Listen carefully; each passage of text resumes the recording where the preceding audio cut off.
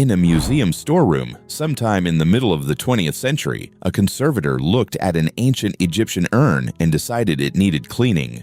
The urn was discolored. Patches of its surface had turned gray and dull, obscuring what had once been a decorated piece. Standard procedure was applied. A sealant was used to stabilize the surface. The urn was catalogued, photographed in its current state, and placed in storage. For 60 years, it sat there, gray, unremarkable. In 2022, a researcher ran a multispectral scan across its surface, the kind of imaging technology that detects wavelengths of light beyond what the human eye can see, and found something that had been invisible for 6 decades. Under the gray sealant, the urn was covered in Egyptian blue. Not traces of it, not hints of it, a complete, vivid, fully intact layer of one of the rarest and most chemically sophisticated pigments in the ancient world. A pigment that had survived 3,000 years of history and then been accidentally hidden by the people whose job it was to preserve it. And what Egyptian blue actually is,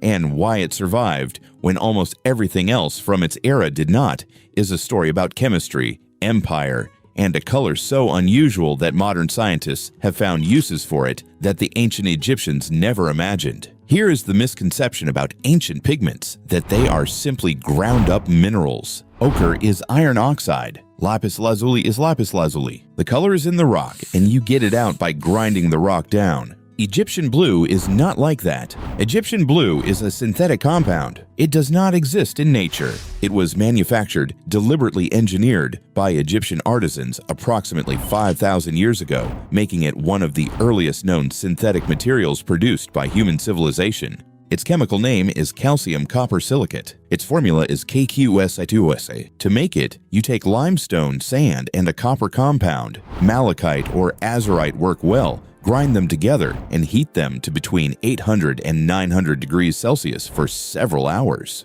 What comes out is a blue crystalline material of exceptional stability. The stability is the key. Most organic pigments fade. Most mineral pigments are chemically reactive and degrade over time when exposed to light, moisture, or changes in pH. Egyptian blue does not fade. It does not react. It does not degrade. The chemical bonds in calcium copper silicate are extraordinarily stable under normal atmospheric conditions, which is why Egyptian blue painted on a tomb wall in 1500 BC looks today almost exactly as it did when it was applied. The ancient Egyptians used it everywhere: on tomb paintings, on coffins, on statuary, on luxury objects, on the kind of decorated urn that ended up in a museum storeroom in the 20th century, where a well-meaning conservator applied a sealant that turned gray and hid it for 60 years. The multispectral imaging technique that revealed the hidden pigment works by illuminating an object with light at specific wavelengths and capturing the reflected or emitted light at other wavelengths.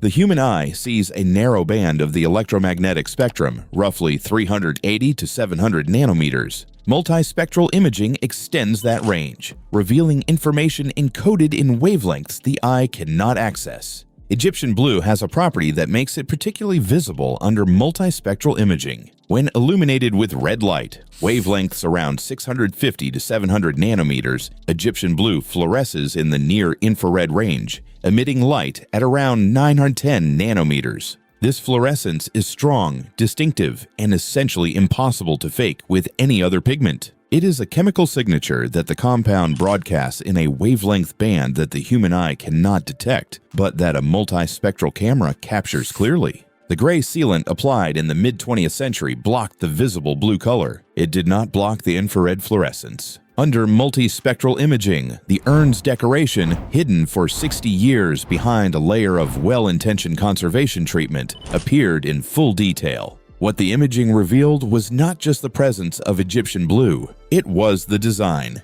The pattern of decoration that the ancient craftsmen had applied, which had been invisible to every researcher who had studied the urn in the preceding 6 decades, was suddenly legible. The urn was not an unremarkable gray object. It was a highly decorated piece whose full significance had been obscured by a conservation decision made with the best available tools of its time. Before we go further, if you find yourself asking questions you never thought to ask, subscribe. We put out one of these every week. It takes 30 seconds, and it means you will not miss the next one. The discovery of the hidden Egyptian blue on this urn is not an isolated case. It is an example of a systematic problem in the history of museum conservation and a demonstration of how new imaging technology is rewriting what we thought we knew about objects we believed we had already studied. Conservation science in the 19th and early 20th centuries operated with limited tools and significant pressure to stabilize objects that were actively deteriorating. Sealants, varnishes, and consolidants were applied to fragile surfaces to prevent further decay.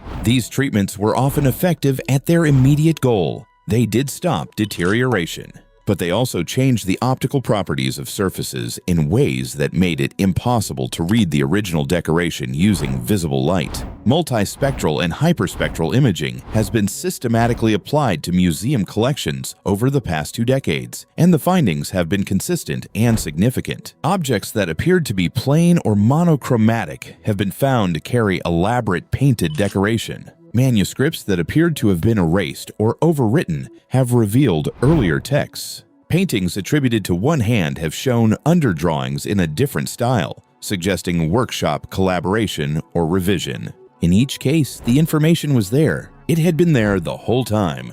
The limiting factor was not the object. It was the tools available to look at it. Egyptian blue is particularly well suited to this kind of rediscovery because of that infrared fluorescence. Researchers at University College London and the British Museum have used the fluorescence signature of Egyptian blue to map its presence on objects where it is completely invisible to the naked eye, including objects where the blue layer is covered by later paint, varnish, or conservation treatment. In several cases, this has revealed that objects previously classified as Roman or Greek in origin contained Egyptian blue decoration that placed them in a different cultural context entirely. The story of Egyptian blue extends beyond archaeology into modern materials science, and this is where it becomes genuinely unexpected. The infrared fluorescence of Egyptian blue is not just useful for detecting ancient pigments. It is useful in its own right as a material property. Infrared fluorescence at around 910 nanometers is in a range that is valuable for biomedical imaging, specifically for imaging through biological tissue, which is partially transparent in the near-infrared range. This is the principle behind the pulse oximeters that hospitals use to measure blood oxygen levels, and it is the basis of several emerging techniques for non-invasive imaging of structures beneath the skin.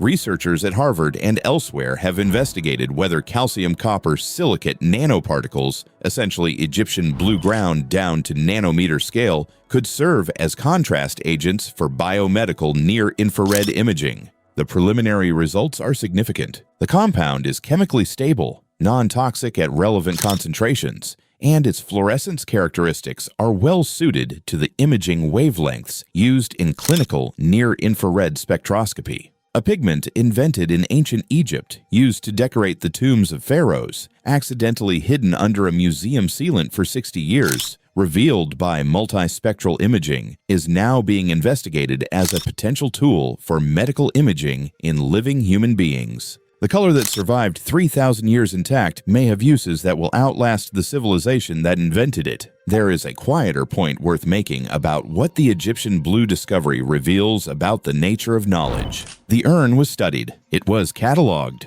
It was photographed. Researchers looked at it. They wrote about it. They formed conclusions about what it was and what it was not. And every one of those conclusions was made in good faith, using the best tools available by people who had no reason to doubt that they were seeing what there was to see. They were not seeing what there was to see. The limiting factor was not their competence or their diligence. It was the tools. The gray sealant absorbed the visible blue. The human eye cannot see near-infrared fluorescence. The multispectral camera had not yet been invented or had not yet been applied to this object. The knowledge was inaccessible, not because it was hidden deliberately, but because the means of accessing it did not exist. This is true of an enormous amount of what we think we know about the ancient world. Our picture of antiquity is not a picture of antiquity. It is a picture of what antiquity looks like through the tools we currently have available. As those tools improve, the picture changes. Objects we thought were plain are decorated. Texts we thought were erased are legible. Chronologies we thought were settled need revision.